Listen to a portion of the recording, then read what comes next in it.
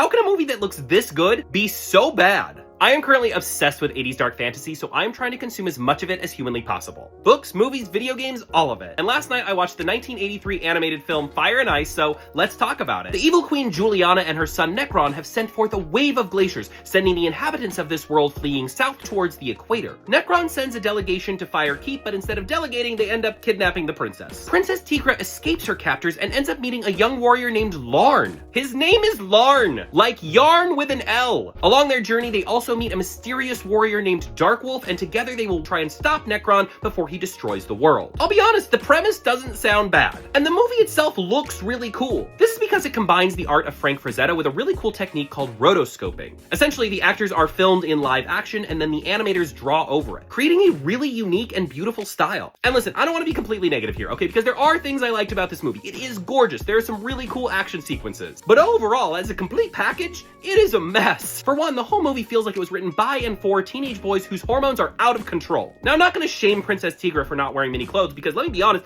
none of the characters are wearing mini clothes in this movie. But I will shame the fact that she could not speak nor do anything without making some kind of pose that would be found in an adult magazine. Like, I can't actually show you any of the screenshots here for fear of this video getting taken down, so just trust me when I say that women are not doing any of these stretchy, seductive poses while just having a normal conversation, let alone running for their life and trying to survive in the wilderness. And that is just one aspect of what makes this movie such a full-on fantasy. And listen, I could easily criticize the fact that all of the female characters in this movie are written terribly. They're really more bodies than they are characters. But that would again be unfair because every single character in this movie is written badly. Okay, but hold on. Like I said, there are some things I liked. The actual world here is very cool. There are some really epic monsters. There are people riding around on pterodactyls. There's a castle that can rain down lava. Because of this, the movie is at its best when it is simply showing us this world. But for a movie that looks this cool, it is so unbelievably boring. This is mainly because the plot point of Princess Tigra getting captured and then escaping is recycled so many times that it's exhausting. The only time where the film feels truly exhilarating is in the last 10 to 15 minutes, all of which leads up to taking down Nekron, who was a surprisingly queer-coded villain. Let me tell you, he takes one look at the voluptuous Princess Tigra, whose clothing amounts to less fabric than a paper towel, and he makes a face of disgust. But then Larn shows up, and I can't tell you how quickly he takes off his coat, gets into his skivvies, and says,